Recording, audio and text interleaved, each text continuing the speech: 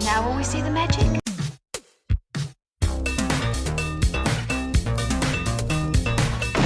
All right, where's Murray?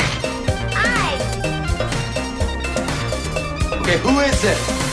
This is Jesus, kid. Know then that it is the year 10,191. Yes, we are bored.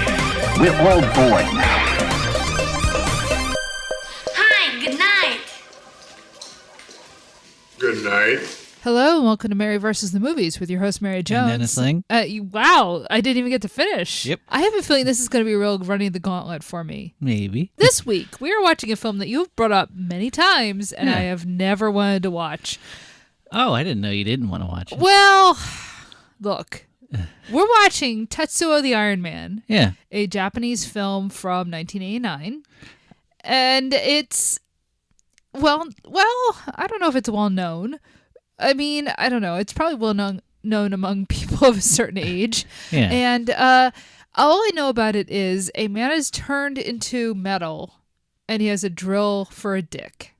Yeah. And that's reason enough for me to go, do I want to see this? What do you mean? What do I mean? As somebody who, look, do I need to draw diagrams? The idea of a drill bit for a penis is terrifying. Cool. No. There's other stuff that happens. I'm sure there's other things that happen in this movie. I'm sure that's not the focus of this film. I'm sure it's like, 2 seconds? But look, when this is how you introduce a film to a person... Did I introduce it that way? I did not seek out this film. I don't think I ever did hear of it before you. You were just like, oh man, there's this crazy movie called Tetsuo the Iron Man you should totally see. And at one point his dick is like a drill. I feel like I wouldn't say that. Yes, you would. That is a lie. That is a lie about 20 years ago. This is what's always been playing in the back of my mind. And when I found out that this movie's from 1989 and it falls right into our wheelhouse, I'm like, oh no. Oh, yeah. Here we go. Oh, you say, oh yeah. All right, Kool-Aid Man. What's your argument for watching this movie? Oh, because it's in the 80s. So I didn't know it was from the 80s either. I thought it was off the menu. But I guess No, it's not. No, we have to watch it now. Yeah, we do. Because you decided last week it was like between this and Liquid Sky. And the only reason that I picked those was because you didn't have one ready, and Yeah. you said, like, so what should we watch? And they were the first two on my mind. Okay. Should we unpack that? I don't know. Because Liquid Sky, fine. I hear it's an interesting film. It's like 1982. It is American, but I think they are like Russian expats making it, and it sounds like science fiction, whatever. It's very of its time. Yeah. Tetsuo, I've only seen Tetsuo once, so it could be terrible. I found it on the archive, the Internet Archive, Yep. and downloaded it there. It's probably going to be very interesting. But I don't know. It feels like I'm going to be sitting through like 67 minutes of a Tool video or like the Brothers Quay or something. Did you ever watch Brothers Quay stuff? I've seen some Brothers Quay stuff. Sure. I have it. It's rough. somewhere. Yeah, I used know to. you do. Yeah. Because you're Gen X.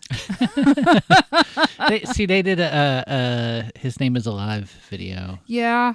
And They famously did like a Tool video that I saw in 120 minutes. I'm not a big Tool fan. No, Tool sucks.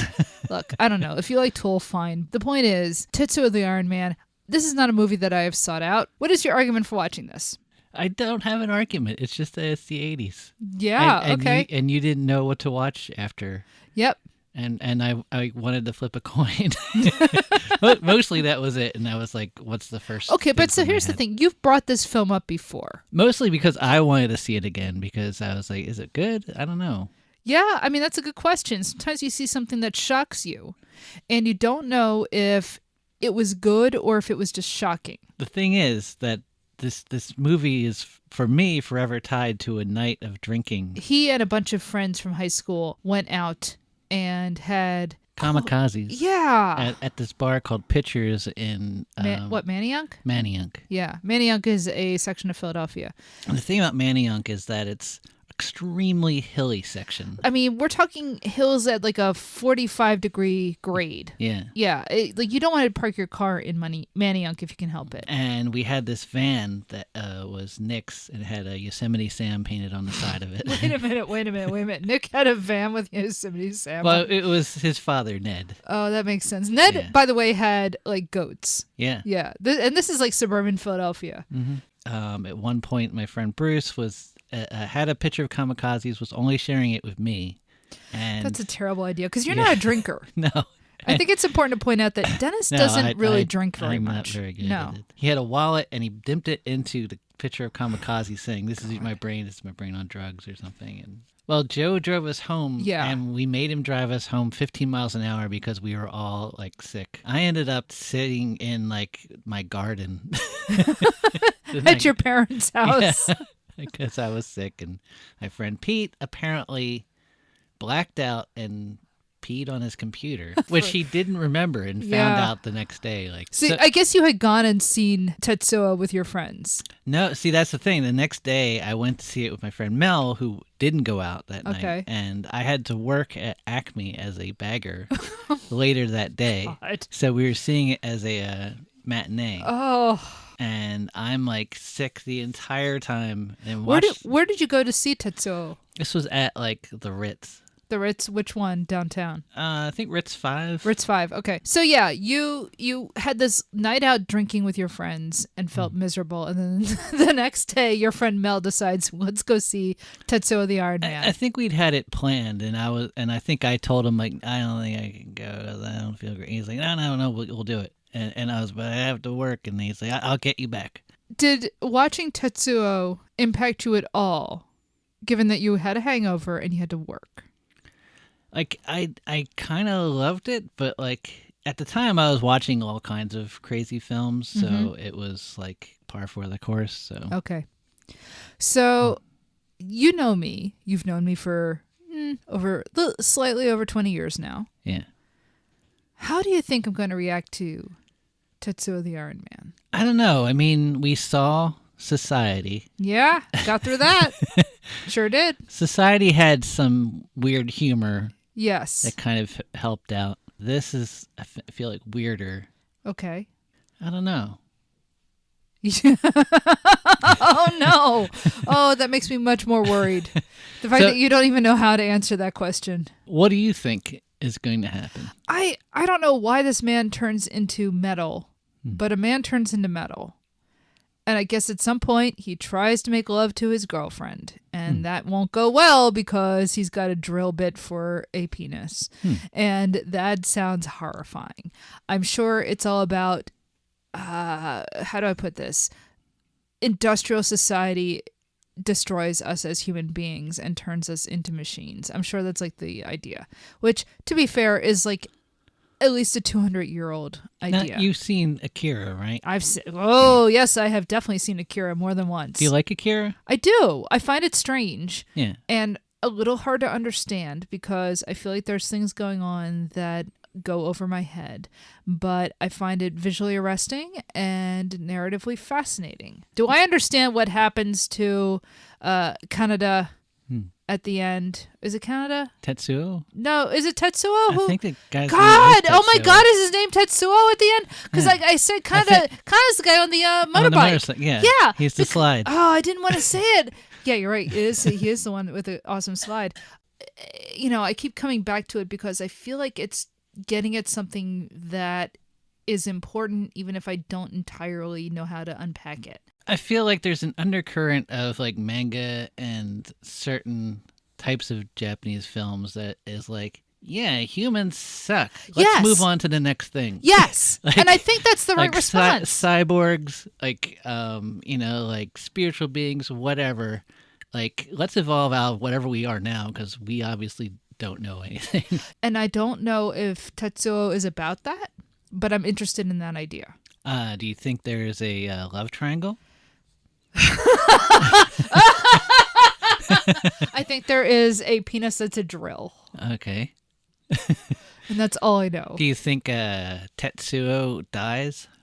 Yes. Okay. He has to die at the end of this in order to restore some sort of order. whatever order is. And like, look, order is not necessarily a good thing. So, all right, shall we go and tackle?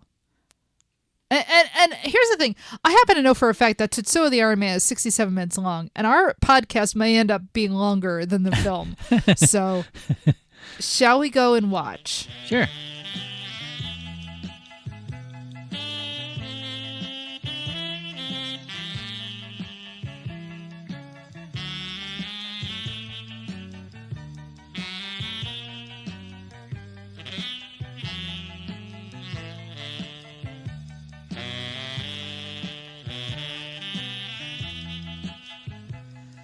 Coming up next on 120 Minutes, we've got Cocteau Twins, Jesus and Mary Chain, and a new video from Yola Tango. Why are you looking at me like that? That's basically what we just watched. Skinny Puppy? Skinny Puppy is right. It feels a little more industrial than those guys. Yeah, but they played industrial stuff on 120 Minutes. Absolutely. So imagine seeing that like way hungover. Oh, God. After No. a very strange night. No. Yeah. So watching this, I realized I miss the indie aesthetics of the late 80s into the early 90s. Yeah. Because that's what this is. This is an indie movie, right? Pretty sure. Yeah, it was like independently. Oh, God. Why am I even asking that question? Look at what we just watched. Yeah. Yeah. It definitely, I had a strong flashback to that time period. And while I didn't necessarily watch stuff as it was coming out, because to be fair, 1989, I was 10. I was not watching Tetsuo and the Iron Man. I was Probably a good thing. No, it is a good thing. I should not be watching this when I'm 10. You should probably not have been watching this when you were 21. I don't know if it impacted you or not. I found this fascinating as a time capsule for a type of filmmaking that you don't see a lot of these days. And I don't know why we don't, because now we have equipment a lot easier to make. And so you should be seeing 1,000 Tetsuos out there with your iPhone. Like, there's no reason. Like, all the sound in this is ADR.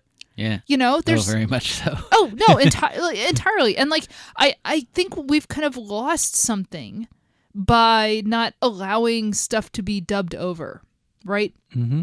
Because everybody wants things to feel real. I don't know if that's like, you know, an outgrowth of mumblecore or what, but I like that there's nothing no, this is a dude who's turned into like bits of metal. You're not supposed to be going for realism. Who cares? So why not just make your own little weird movie about, because this is only like 67 minutes long. It's not a long film. So I think I probably saw this like around the same time I saw Slacker. That makes sense. Oh, God, that seems right. So this is all coming out at the same time. Like it was, yeah. It feels like it's coming from the same well. Mm-hmm. Even though one is a Japanese film, the other is American. But it all feels like this part of the same movement of, I'm just going to make something. And it also, it's kind of ditches normal plot. Oh, there's no plot. It's like they're definitely trying to not make a normal movie. Yeah.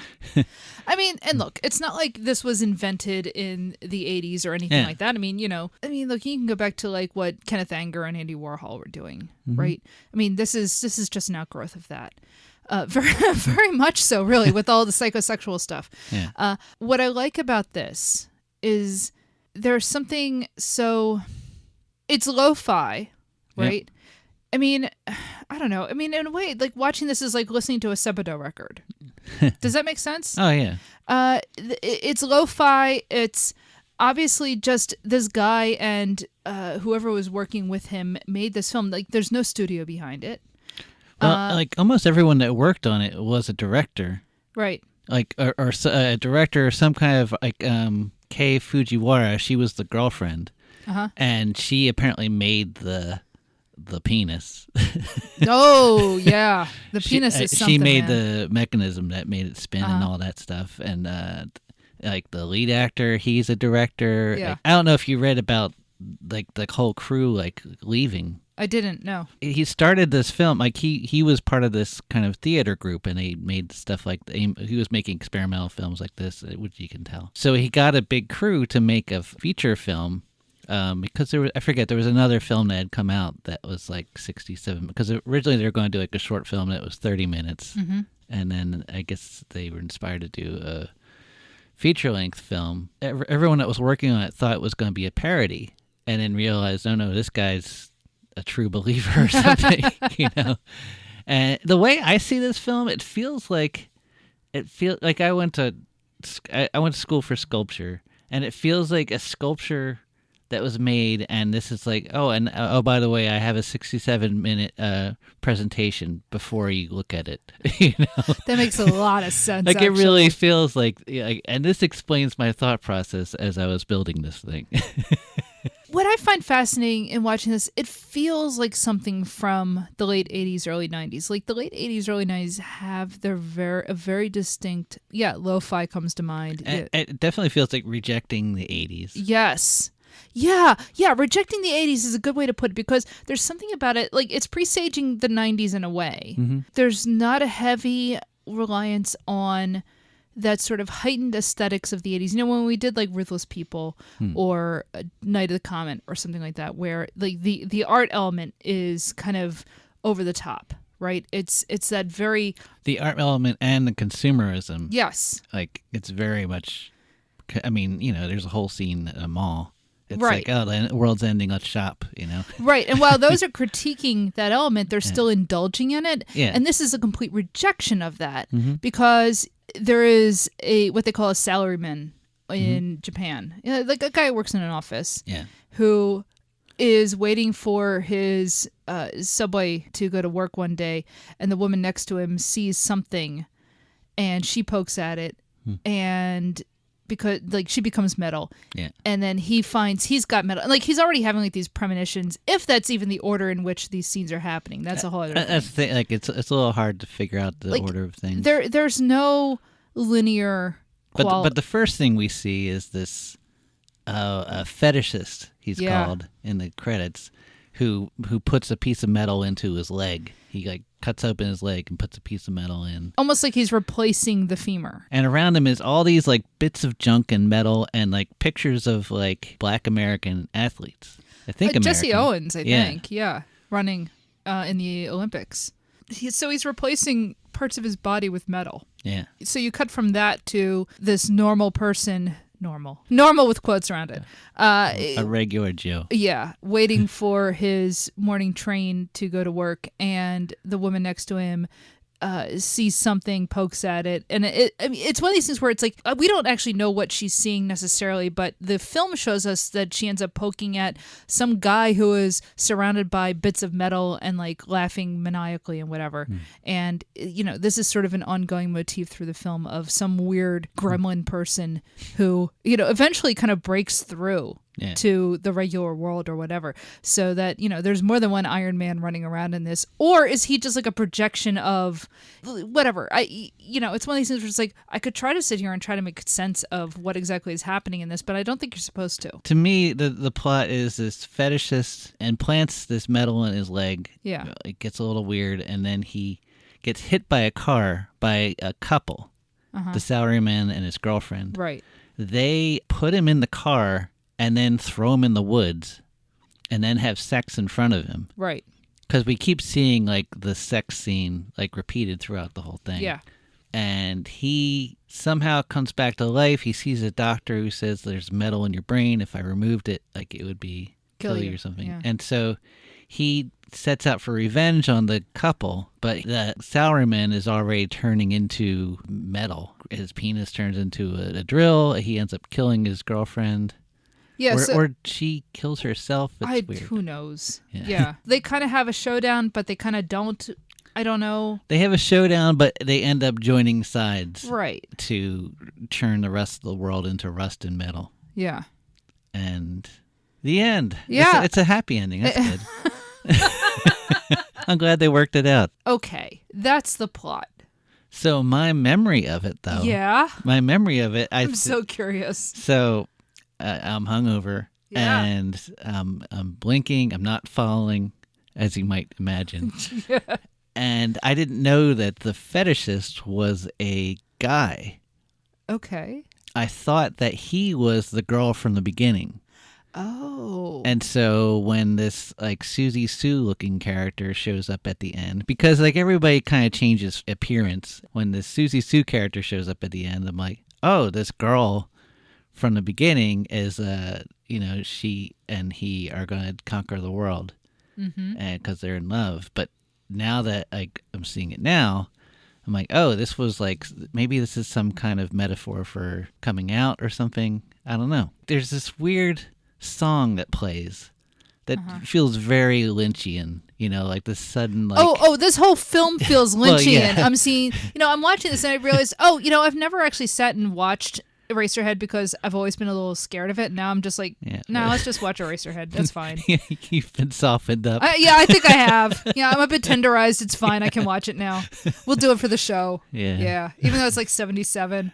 But we've already done some of 74 or 75. Yeah, or whatever. Yeah. We've stretched that pretty far. I don't care. But anyway, so yeah, a Lynchian song and this kind of 50s saxophone thing. Yes, It first happens when the fetishist is hit by a car. And then the next time it happens is when they're fighting at the end in this big warehouse, like the end of Cobra or something. And I guess the idea is that the fetishist is rusty. He has rust because there was rust on the metal they put into his leg. Yeah. But like the other guy was using a stainless steel or steel blade or something, and that's why he's just regular metal. I don't know. The fetishist has like some kind of weird power where he kind of makes things rust, and the other guy makes things metal. I don't know. But anyway, like when they suddenly join together at the end, there's suddenly this shot of them like connected and like naked, and that song appears again, and I'm like, oh, this must mean something. I don't know.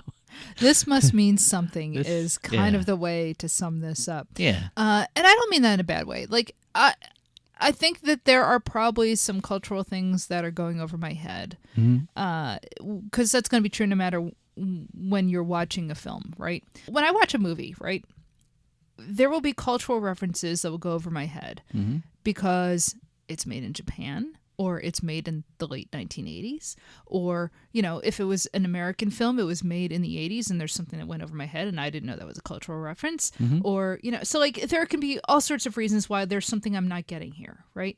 Yeah. Or they're from a subculture that like I just don't have any experience with, whatever. So maybe your interpretation of maybe there's like, a homoerotic subtext to this that, is going over your head. Who knows?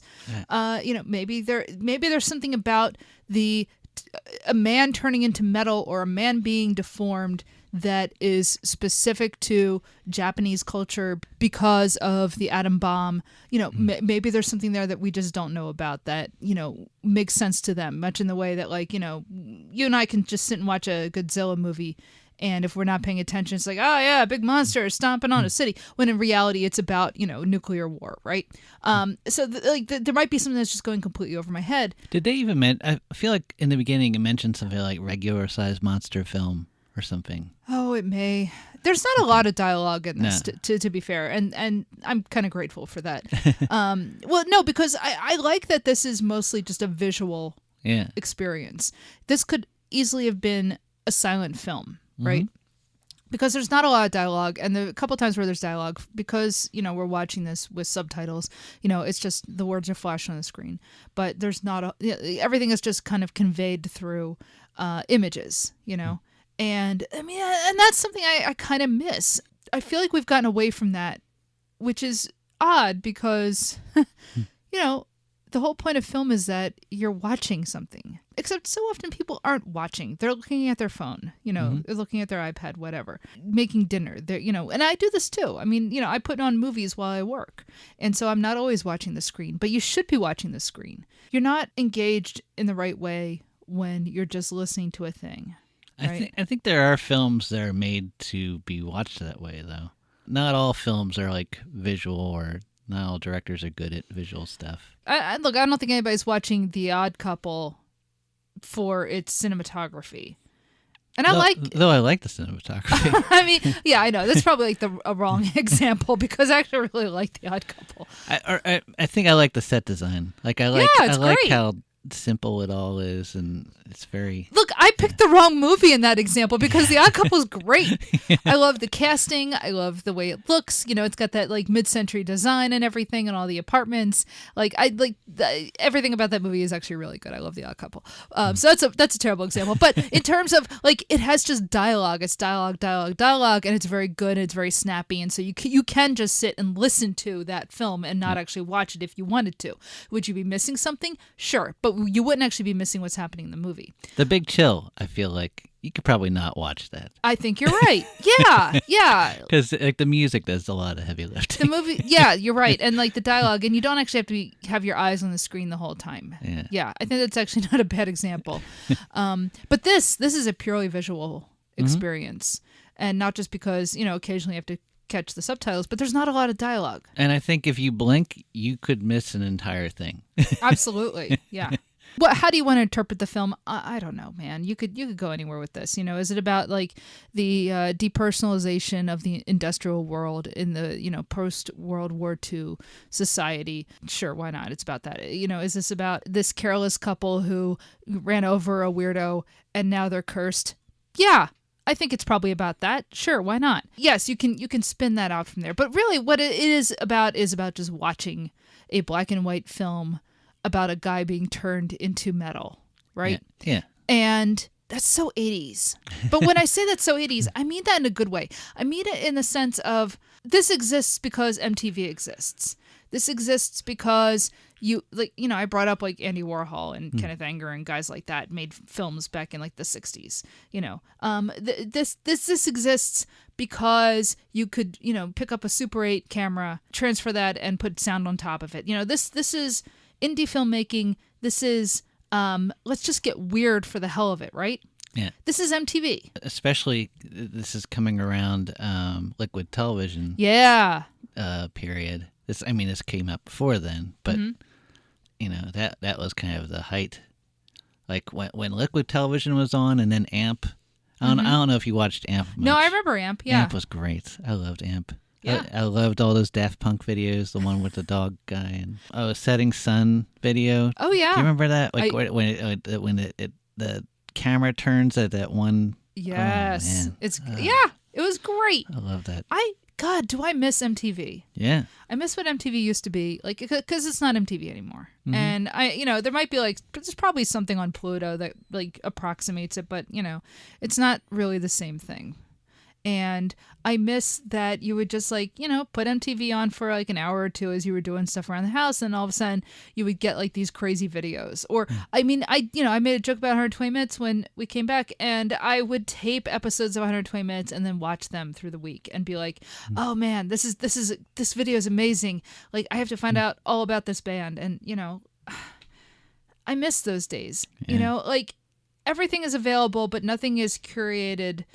And I don't know where to sift through everything. And that's why, and honestly, this is why I like a radio station like WPRB, where you have DJs who are saying, hey, listen to this. Yeah.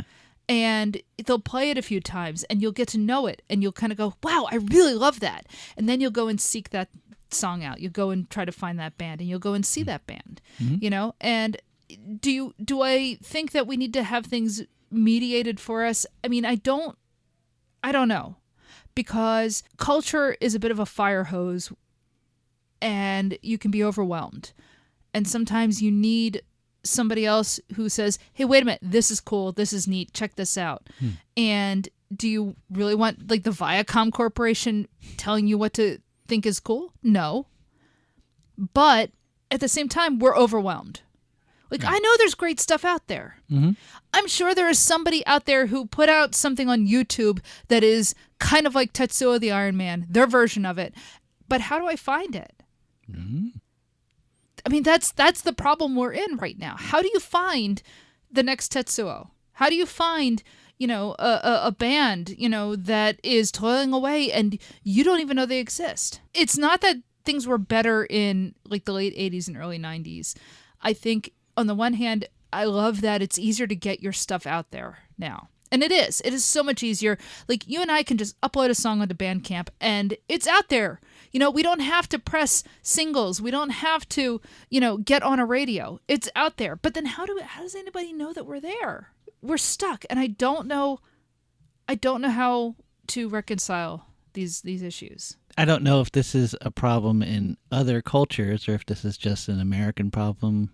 At least you got to see Tetsuo the Iron Man. Yeah. And then tell me 30 years later, hey, let's watch Tetsuo the Iron Man. Yeah. Are you glad you saw it? I am. The body horror of the drill dick was fine. Yeah. I think it early on is where it's hard. Yeah. Like the squeezing the transistor on his cheek and... Yeah, that stuff's gross. Yeah. And that's fine. But it's like a gross you can deal with. Mm-hmm. I've seen worse. I was interested... I mean, look, it wasn't Society. No. But I was interested reading about Shinya Tsukamoto, who made it. I guess after he made this, it was compared to cyberpunk, and he didn't really know what cyberpunk was. But it's totally cyberpunk. But it's very cyberpunk.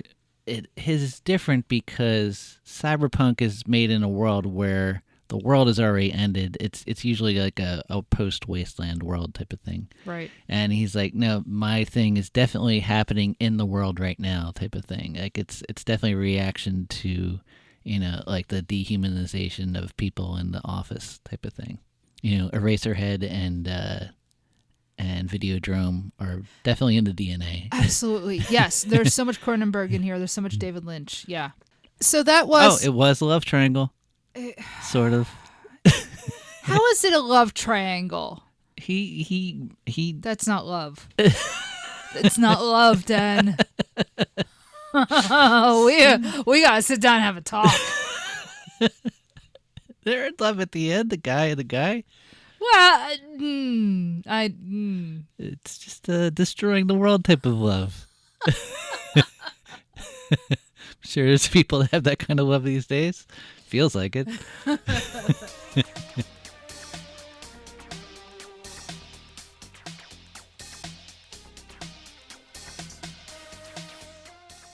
So that was Tetsuo the Iron Man, starring Tomorowo, Taguchi, Kei Fujiwara, Nobu Kanaoka, Shinya Tsukamoto, Namasa Musaka, and Renji Ishibashi.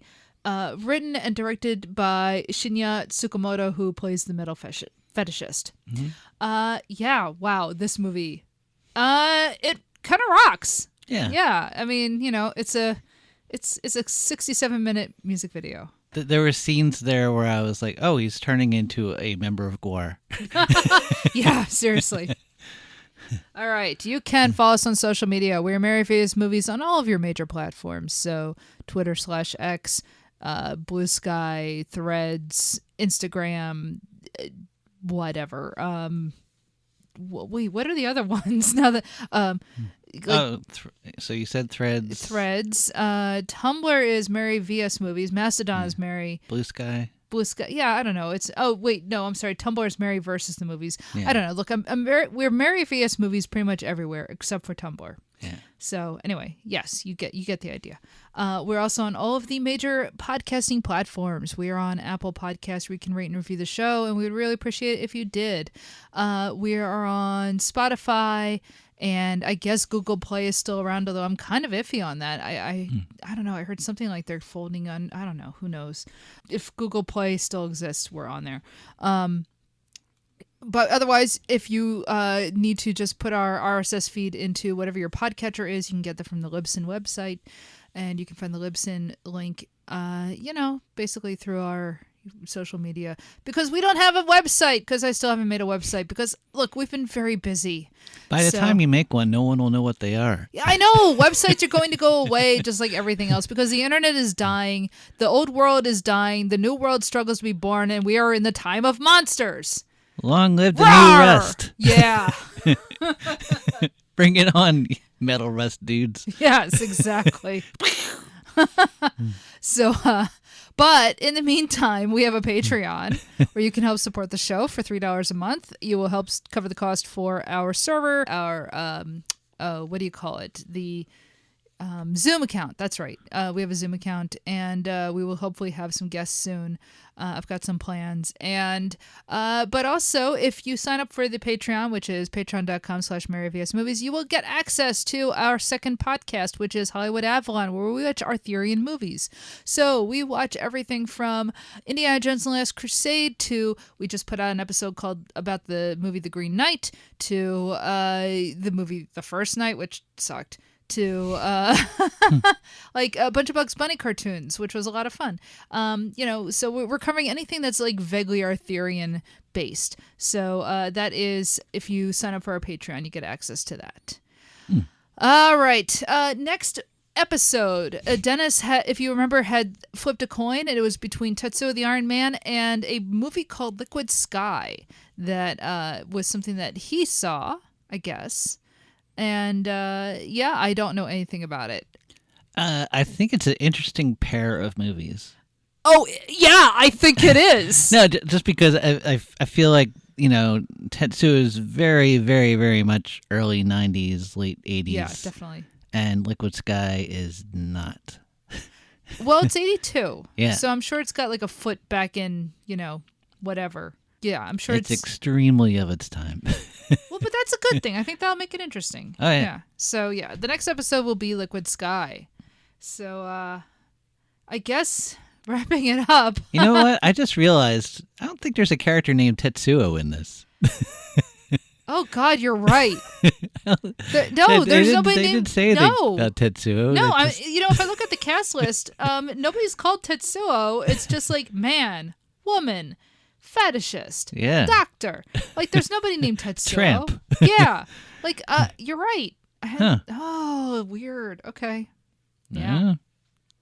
Well, until next time.